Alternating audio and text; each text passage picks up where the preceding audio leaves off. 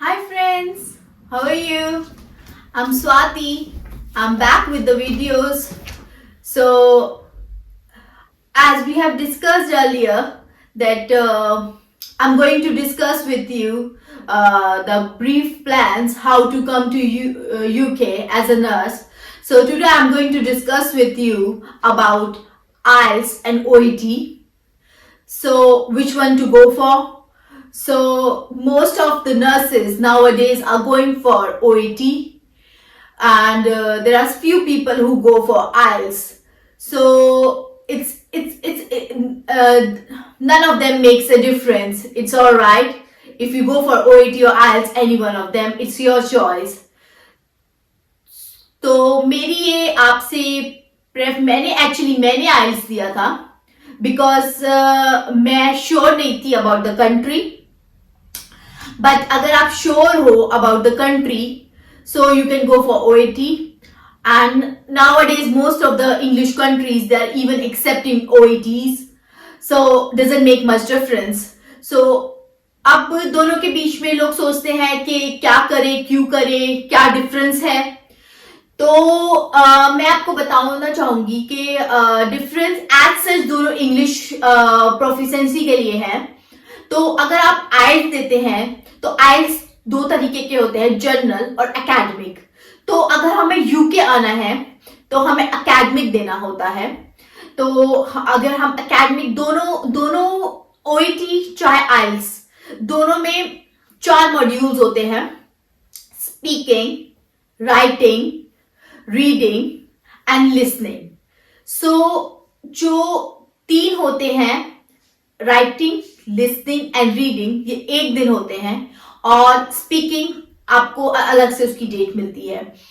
तो basically OET जो है वो नर्सेस और डॉक्टर्स के लिए है, मेडिकल प्रोफेशनल्स के लिए है.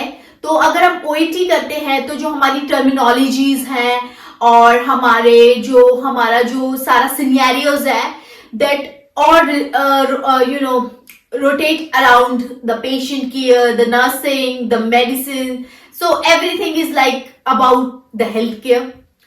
तो आप बेसिकली अगर आप काफी टाइम से आप प्रोफेशन में है, या आप ऑब्वियसली हम सब ने 4 years 3 years का नर्सिंग कर रखा है, तो हम काफी उससे फैमिलियर होते हैं.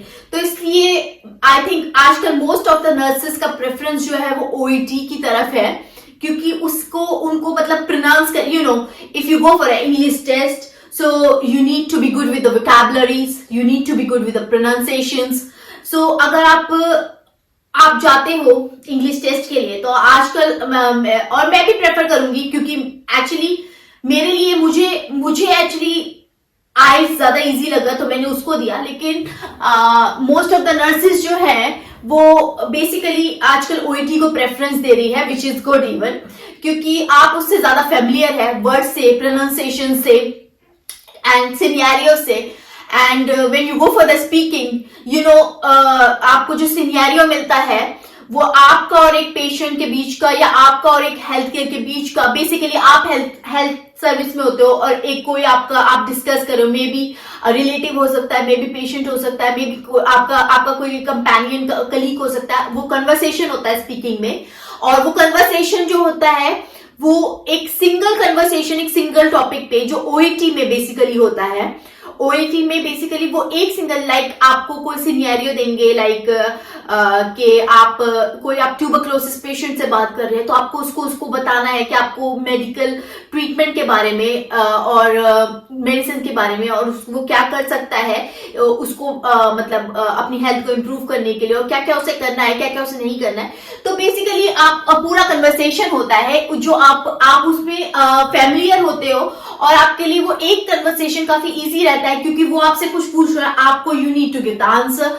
सो आप कुछ बता रहे हो तो एक कन्वर्सेशन बना रहता है. लेकिन आइल्स में क्या है, क्योंकि मैंने आइल्स दिया है, आइल्स में क्या होता है, there are random topics.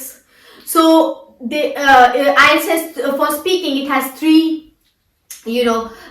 steps. सो वो पहले में आपका इंट्रोडक्शन लेते हैं, उसके बाद वो कोई भी रैंडम टॉपिक से आपसे क्वेश्चन पूछते हैं और वो कन्वर्सेशन चलती रहती है। फिर सेकंड आपका जो होता है उसमें वो आपको 1 मिनट देते हैं, एक टॉपिक देते हैं जिसमें आपको 1 मिनट आपको उसके बारे में सोचना है और 2 मिनट्स आपको उसके बारे में बोलना है। एंड उसके बाद वो उसको कंटिन्यू करते हुए आपको कोई भी random topics, any random topics दे लास्ट, तो वो कन्वर्सेशन लाइक स्पीकिंग का 11-12 मिनट्स का रहता है।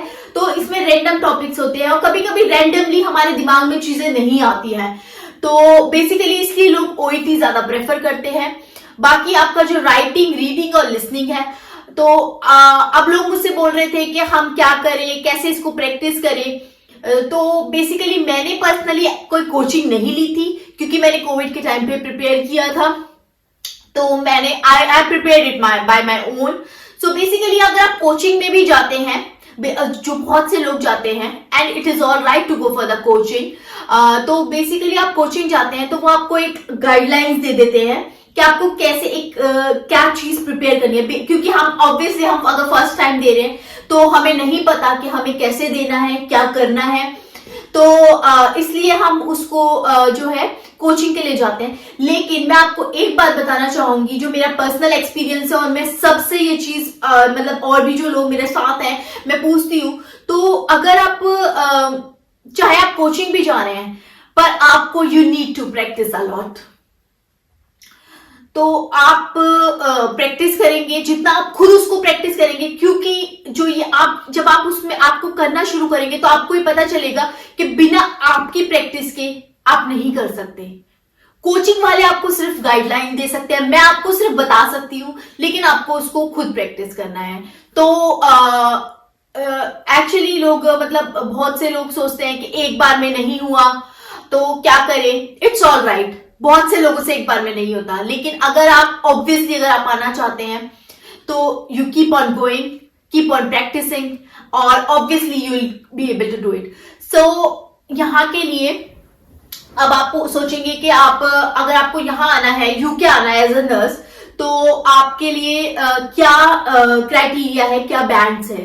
तो बेसिकली ओवरऑल 7 बैंड्स है। फॉर आइल्स आपको रीडिंग, स्पीकिंग एंड लिसनिंग में यू नीड टू हैव 7 और मोर देन दैट, और राइटिंग में you can have 6.5। And for the islands who want to go for the island, so उसके लिए है I think it's 2 bands, 2 7s and 2 6.5। So basically दोनों का जो है बैंड्स लगभग सेम है। तो बेसिकली हमें टारगेट 7 पे करना है, क्योंकि अगर हम कम का टारगेट करेंगे तो ऑब्वियसली हम उससे कम, अगर हम ज्यादा का टारगेट, अगर हमें 7 लाने हैं तो मैं आपको कहूंगी आप 7.5 का टारगेट लेके चले, तो इट्स बेटर कि आप आगे का टारगेट लें। और जो ओईटी है उसके लिए हमारे जो है राइटिंग में हमारा C और बाकी रीडिंग, लिसनिंग और स्पीकिंग में हमारा B, हमें B चाहिए। तो बेसिकली आप, ये आपकी चॉइस है आप किसके लिए जाते हैं। मैं सिर्फ आपको एक गाइडलाइंस दे रही हूँ, आपको एक हेल्प कर रही हूँ, क्योंकि जब मैं आ रही थी तो बहुत सी चीजें मेरे मन में थी और मैं आपको मतलब सिर्फ ये बताना चाहती हूँ कि आप क्या कर सकते हो और आपको कैसे करना है, बाकी करना आपके हाथ में ही है। तो ये आइल्स के बारे में था। आगे मैं आपको एनएमसी के प्रोसीजर के बारे में ब्रीफली बताऊंगी अगली वीडियो में, और होप करती हूँ आपको मेरी वीडियोस अच्छी लग रही है।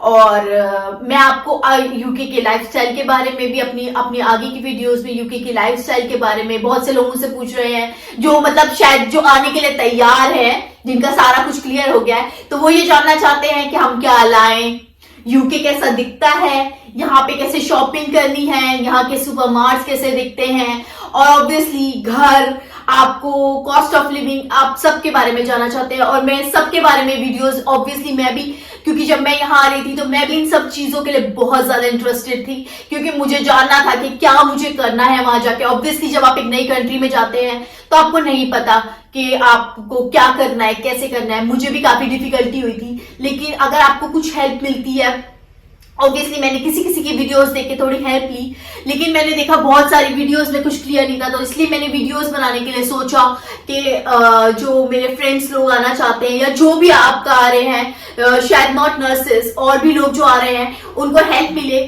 कि कैसे हमें यहाँ आना है, कैसे हमें यहाँ रहना है, क्या हमें कैसा यहाँ पे कॉस्ट ऑफ लिविंग है, घर कैसे मिलते हैं और हमें क्या क्या करना है, हम तो मार्स कैसे दिखते हैं। तो आगे मैं इन सब बारे में वीडियोस बनाऊंगी। तो होप करती हूँ आपको मेरी वीडियोस अच्छी लग रही है। अगर अच्छी लग रही है तो लाइक करें, सब्सक्राइब करें और शेयर करें। Thank you. दूसरी वीडियो में मिलते हैं।